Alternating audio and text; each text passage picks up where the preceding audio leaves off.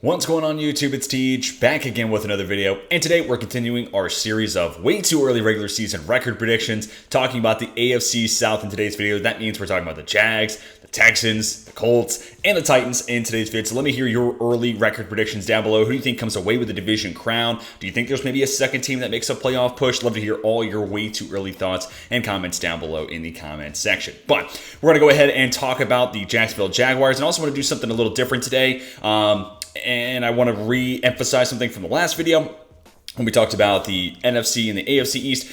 Don't worry about each individual game, because I will show you each game by game, but through the course of the season, there's gonna be a lot of weird losses and strange wins that we just can't really predict. It's a randomized sport. It's a small sample size, so weird things happen. So don't worry about some of those intricate details of this. I'm losing to them. I think we're definitely better than them. Focus more so on the record. And then the thing I want to talk more about in today's video is I want to introduce, just start talking about each team and their lineup, basically going to our lads. So starting with the Jacksonville Jaguars, I want to just be able to talk about what I like about a roster and what maybe I'm a little concerned about. For the Jags, love the addition of Calvin Ridley. He lost, last year, not being able to play, but Jamar Chase skipped a year, Penei Sewell skipped a year, opting out because of COVID. I don't think it affects certain positions too much. I think wide receiver falls under that camp. So I think he's going to be their clear-cut number one guy. You move Christian Kirk into the slot where he's uber productive. And then you have a rotation of Zay Jones and whoever else steps up there as that other boundary wide receiver. So I like that pass-catching core. And even off of that, you got Evan Ingram back. You add Brenton Strange. Okay, a couple of good tight ends. I like the running back situation as well. Once I scroll down. Etienne, obviously a guy I think could be the top name in the committee. But then take Bigsby. Really nice complementary skill set there, so I like that 1-2 punch in the backfield. Trevor Lawrence, stud, up and coming, top 10 quarterback in my preseason QB rankings, and he could finish the year even higher than where he was. I think he was at 8 if memory serves.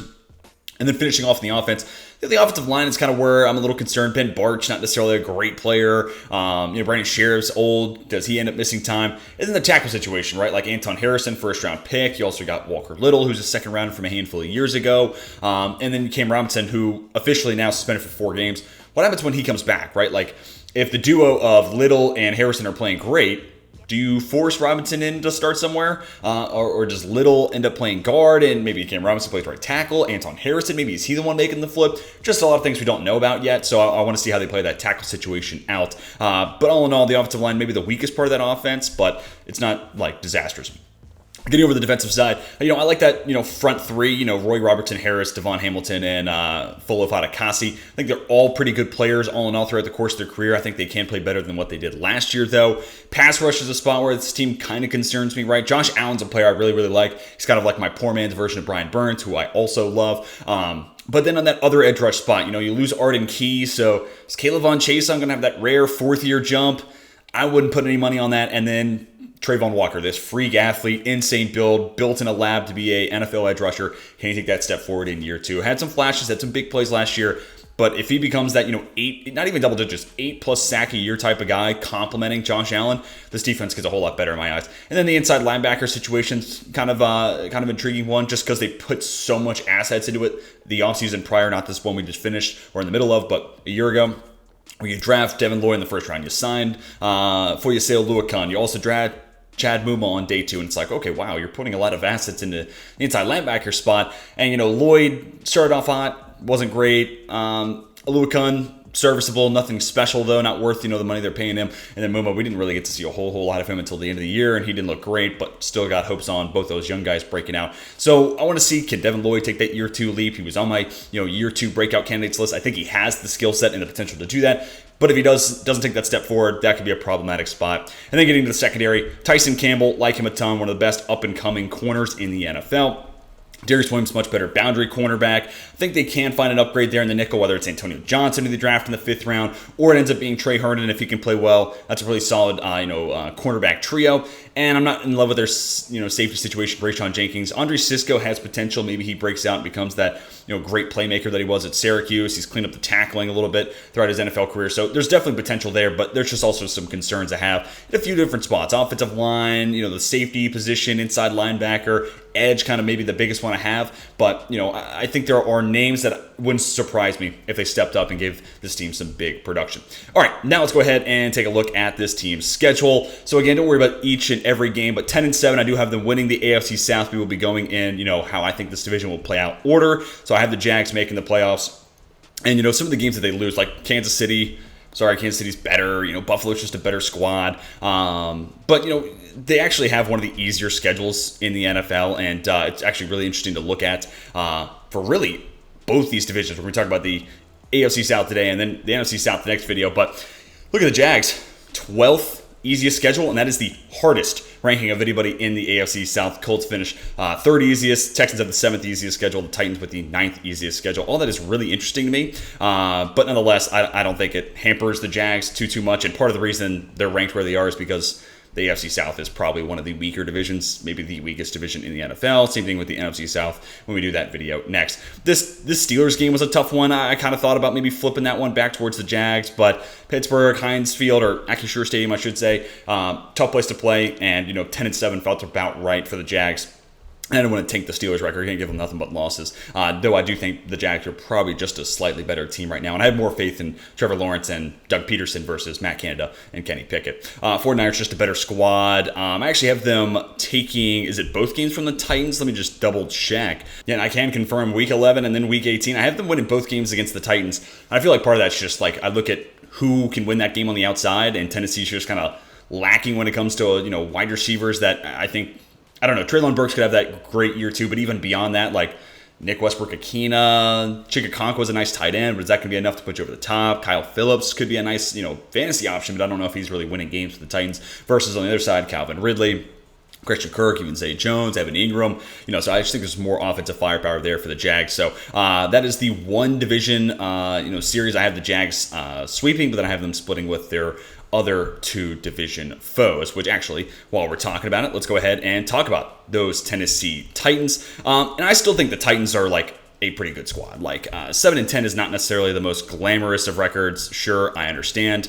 But at the same time, when you take into account, again, the lack of big-time playmakers there on the outside, and even on the defensive side, we'll take a look at their depth chart now, but the outside positions, wide receiver corner, is something I weigh heavily into my evaluations in these, record predictions. And right now, the Titans are just kind of lacking there. Treylon Burks, I think, was better than I expected as rookie, but still, it's him. It's Nick Westbrook-Akina, it's Kyle Phillips. Chikakonkwo, I think, could be a nice year 2 breakout guy, but there's just, I don't know, unless Burks is really, really awesome and really takes a massive step forward, I just don't know if there's anybody that's like that A.J. Brown level guy that can win these games by himself. And when you don't have that insane 1A alpha wide receiver, you're just going to need a deep committee. You're going to need more options. And right now, let's say Treylon Burks does get to that 1B level, that like Michael Pittman equivalent. I don't know if there's another guy that can help complement that and have 2 1Bs on an offense to where you can keep that offense afloat. The offensive line is going to be a big storyline too. Andre Dillard, and then obviously a first rounder on Peter Skoronski, and then also you're talking about year 2 for Nicholas Petit-Frere. Dylan Radunz was a second rounder that they liked, and kind of having a hard time finding him a position. I don't think Aaron Burr is a very good center. 6'1", 275. He just he fits that wide zone blocking scheme because he can get out on the move. But even then, I just don't think he's all that great. Like even considering the fact that he's lighter foot and maybe can be a little bit more athletic, it's kind of almost like Garrett Bradbury, but he's not even as good of a run blocker to me as Garrett Bradbury is. He's just not strong enough to move people, and he gets pushed around in the pass blocking situations. And you get a massive human being. Like if you were to have Vita Vea in front of him, there's just no shot Aaron Brewer's holding his own. So I got some problems with that offensive line, but it's also interesting. Daniel Brunskill, I just want to see how it shakes out from left tackle to right tackle. I'm almost more interested in the alignment of it than what I actually think they're going to play like, but that's what we got training camp for. Chikakonkwo, I already mentioned. I think he could have a big year too. And then Ryan Tannehill, Will Levis. That's going to be interesting to see. Do we get to see Levis at any point this season, or are they just going to roll it out with Tannehill? Tannehill's probably the better player right now, almost assuredly the better player right now. But last year was contracts, and if the Titans go with the record I predicted at 7-10, you get to those last 3 games of the year and maybe give Will Levis that Desmond Ridder treatment, and you just see what he's all about. Derrick Henry, Tajay Spears, could that be a potential handing off the torch just like Tannehill and Levis? We already heard those rumors about the Derrick Henry potential trade, so could this be his last year in Tennessee as well? Like that's something else that I'm really fascinated by, and if it is, how much do they run him into the ground? But ultimately, going back to my original point here, the wide receiver play is just gonna be paramount. But if it's as advertised, like if I think it's a bad wide receiver room as I'm anticipating it's going to be, you think Derrick Henry's seen a lot of stack boxes this year? He's going to see the most stack boxes of his career, and he's a good player, and I think he's still a really good running back. But when he's seeing 8 men in the box consistently, there's only so much you can do, especially without like an elite offensive line in front of him. Over the defensive side, I think this is actually a pretty solid defense and maybe a little underrated. Danico Entre coming off a really nice year where he was predominantly playing edge. Now you kick him back inside. Love that. Jeffrey Simmons, one of the best up-and-coming interior defensive linemen. Harold Landry, plays a whole lot, has some good production off of it. Can he take that step forward this year? Complemented by Arden Key, leaving Jacksonville, now in Tennessee. That could be a nice boost to them as well. And he's certainly been a little bit more productive than Bud Dupree, but at a fraction of the cost, which you love to see that. Monty Rice, another young player, but Azeez Al-Shaair, I actually love that signing. If you're going to lose David Long Jr. and you're not willing to pay him $11 million over 2 years for whatever reason, Azeez Al-Shaair was actually a great replacement and an awesome signing there, and I think this could be his breakout season as well. Let me go to the secondary. They got a couple of guys I like, right? Sean Murphy-Bunting. His rookie year was his best year in Tampa Bay, and that was the one year where he played more on the outside than on slot, so maybe that is an indicator of what we can expect. And then I like Christian Fulton a lot, but last year was a little bit of a down year, so can he have a bounce-back season? I certainly hope so. Roger McCreary, the arm length, I think he's better suited than nickel, so this is probably a good, I like how our lads has it lined up here. I actually like both their safeties, and Armani Hooker and Kevin Byard. And also you have Elijah Molden here, is a little bit of a strong safety nickel corner hybrid. So even if McCreary's not playing well, you could play Molden there and then nickel. So I like some of those pieces, but ultimately last year it just didn't really come together, and they didn't play as good as I think some of the names on paper would suggest. And also, like I didn't mention it, but Caleb Farley, former first-round, cornerback, and has an abundance of talent. It's just hasn't really played quite like it just yet. All right, now let's go ahead and take a look at their schedule. Saints game to start the year. I think New Orleans probably just a little bit better of a well-rounded roster, more firepower on the offensive end at wide receiver, so I worry about how Tennessee's secondary holds up against them. Kind of the same thing for the Chargers. I think that's just a better roster. I do have them beating the Browns, though. I think Cleveland, especially early on, they're going to try to establish the run to be a run-first team. And going off what we saw from Deshaun Watson last year, if Tennessee, who I think is going to be one of the best run-stopping defenses in the NFL, if they take away that effectiveness for Cleveland, can Deshaun Watson win this game through the air? He certainly got the ability to, but if I'm going off what I saw last year, I'm a little hesitant to buy into that. So I'll give the Tennessee Titans that road win. Plus Mike Vrabel, he'll pull a couple of those games where it's like, okay, oh, damn, he's just that good of a coach. He just has them ready and has those guys playing hard. And I think that's actually a matchup where that defense plays pretty well against Cleveland. Cincy, I think they could tear Tennessee through the air up, so that could be problematic. Kind of the same thing with the Colts I talked about with the Browns, where I think, especially Anthony Richardson, assuming he is starting, it's going to be a team that wants to win on the ground early on, just to make the game a little easier for Richardson. I think Tennessee's defense is actually up to the task there. Now I'm going, speaking out of both sides of my mouth, yeah, the Ravens are probably going to be a pretty potent rushing attack, but also think they're going to open up through the air a little bit, and all in all, I just think the Ravens are a better squad. I could see where this becomes a defensive shootout. Maybe Tennessee does steal that one at home, plus it's overseas. Who knows? You get in the bye week, I'll take them over Atlanta. Again, good rushing offense, good rushing defense, strength on strength. Ultimately, whoever wins that battle, if, Bijan goes for 200 yards, Atlanta won, and if he goes and finishes the game with less than 3 yards per carry, I'm going to say that Tennessee won that game. So it could bounce either way, but I'll trust the Titans' run defense. And I think Pittsburgh, short week, it's another one where it's like it's tough to play in Pittsburgh, but not a huge distance to travel. Matt Canada wants to run the ball. I think this could be another game where they stymie Najee Harris, give that offensive line in Pittsburgh a lot to handle, and then it comes down to Matt Canada's passing attack, Kenny Pickett, and those wide receivers who maybe I like Pickett and I like the wide receivers. Maybe that's good enough, but I don't think Matt Canada's a creative enough OC to be able to win through the air. It's just not as good. Jacksonville, we already talked about those two games. Carolina, kind of to bounce back and forth on this one. You could definitely convince me that the Titans win that one. But ultimately, as much as I may have some issues with that wide receiver room in Carolina, I still like it more than Tennessee, so that's why I gave the Panthers that road win. Miami's offense, I think, is way too explosive for Tennessee to be able to keep up with. Kind of the same thing with Seattle, but I also just like the improvements they made on the defensive side. That's a pretty good secondary, and I just don't think they're going to be able to, they being Tennessee, I don't think they'll be able to do much of anything through the air against that Seattle secondary. And then a split with Houston. I do think Houston's going to be taking some nice steps in the right direction. We already talked about that Week 18 game in Jacksonville. So 7-10 overall, 3-3 in division. I know it's not a great year there for the Titans, but I think they're in a position where they're going to be doing a lot of handing the torch to their younger players. So a competitive rebuild, 7-10, feels about right for the Titans. All right, next team to talk about is the Houston Texans. Like I said, 6-11. I mean, that's, doubling their win total from last year? I think Houston's going to be heading in the right direction. Love the D'Amico Ryans hire, and let's go ahead and actually check out their roster. All in all, my biggest concern with this team is certainly going to be at wide receiver, right? Because, Nico Collins, maybe he's fine.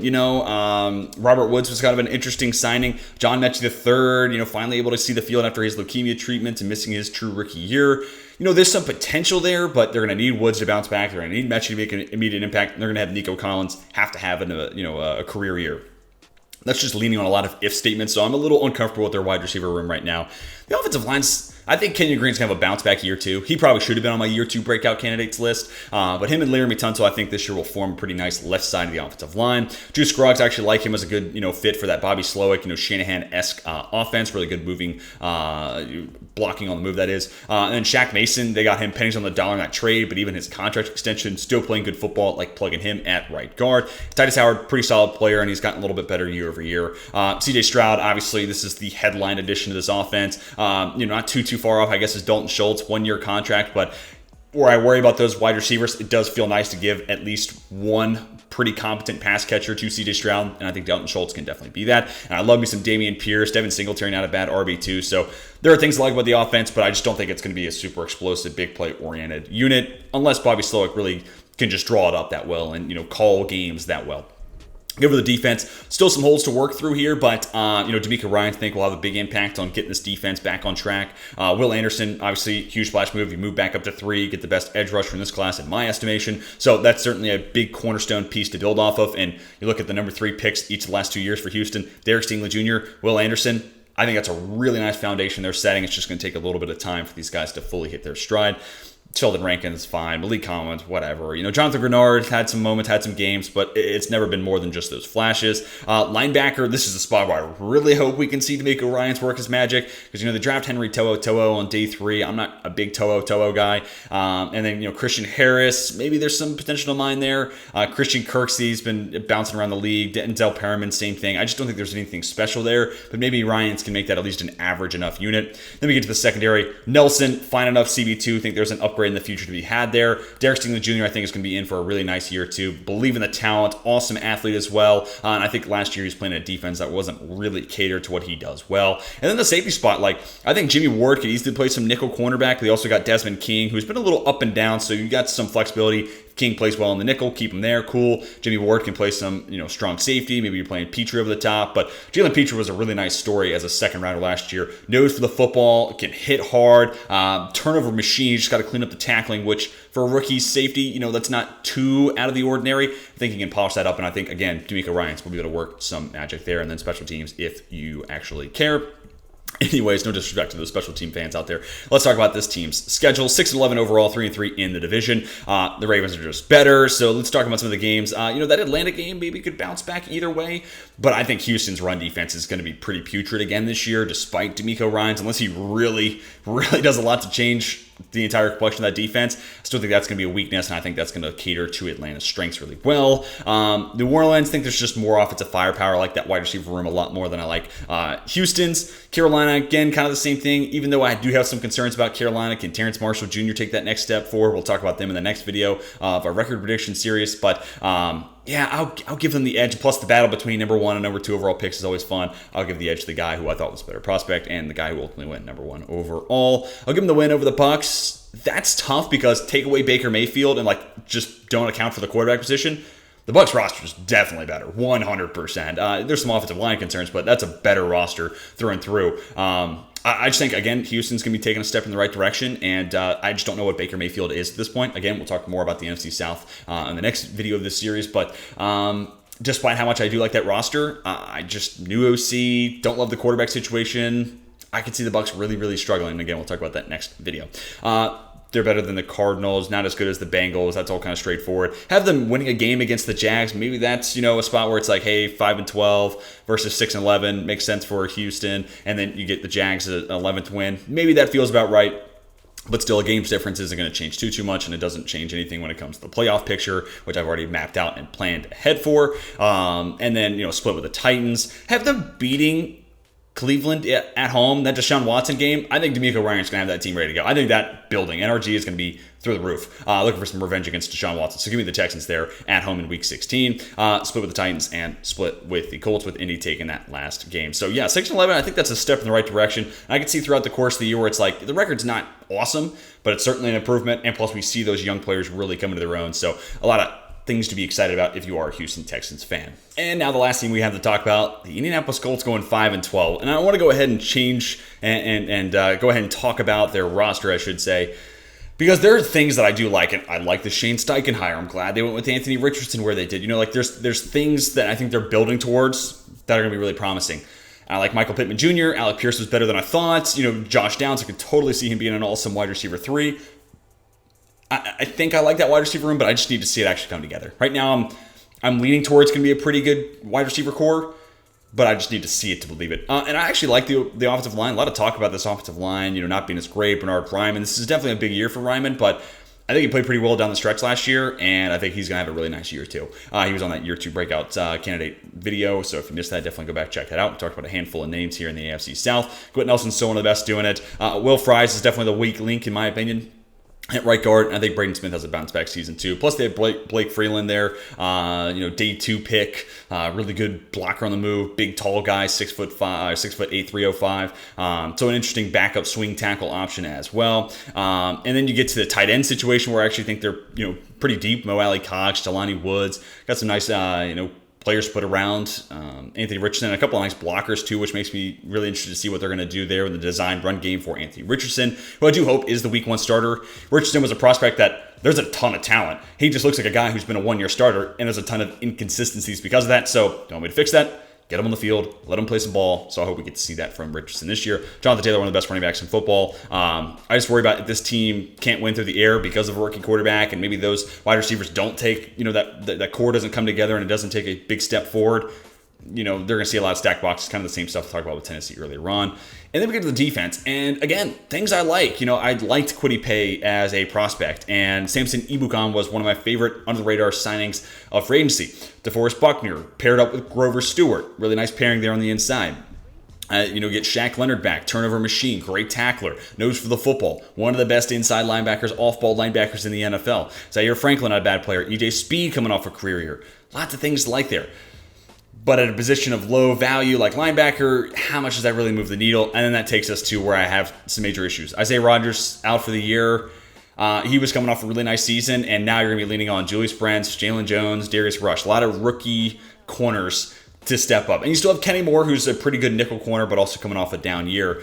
But I just think that secondary could get exposed, and that's kind of where I think the fault in this team is going to end up being seen. So yeah, there's some big-time playmakers, but the strength of this team just kind of come at spots that are less valuable than having an awesome quarterback and having an elite number 1 wide receiver like a Jamar Chase, Justin Jefferson, or that shutdown corner like Jalen Ramsey, Jair Alexander, those sorts of things. It's at linebacker, it's at guard, they got some good depth at tight end. It's like, I like that, but I don't know if that makes you elite, and that kind of takes us to the 5-12 conversation. Also, I know they have one of the easier schedules, but part of that is the division. Their non-division games, I think, are a little bit harder than their schedule ranking per Sharp Analytics has got them at right now.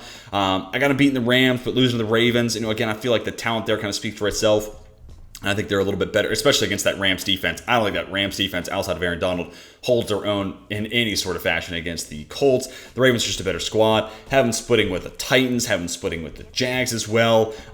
Cleveland, maybe you could flip that game. But I do think the Browns are going to be a somewhat solid team in and around that 500 mark. They got some issues to clean up. They could even be a double-digit win team. So Cleveland's kind of a tricky team for me to gauge. But I think I like that passing attack against that secondary. I could see Amari Cooper having a huge game there against a couple of rookie cornerbacks there on the outside. And then on the flip, I think Jim Schwartz will have that defense playing pretty well. Where Cleveland could lose this game to Indianapolis is Anthony Richardson and his legs. I could see that linebacking core having a hard time keeping up with Richardson. They do a lot on the ground, maybe giving you that win at home. I think the Saints are just right now a little bit better of a roster, but there are going to be some big injuries that swing that game back in the favor of the Colts. Gave Carolina this game as well, so I kind of had them sweeping the AFC South, which feels a little interesting, but let's still focus on the game by games. I got to follow my own advice here.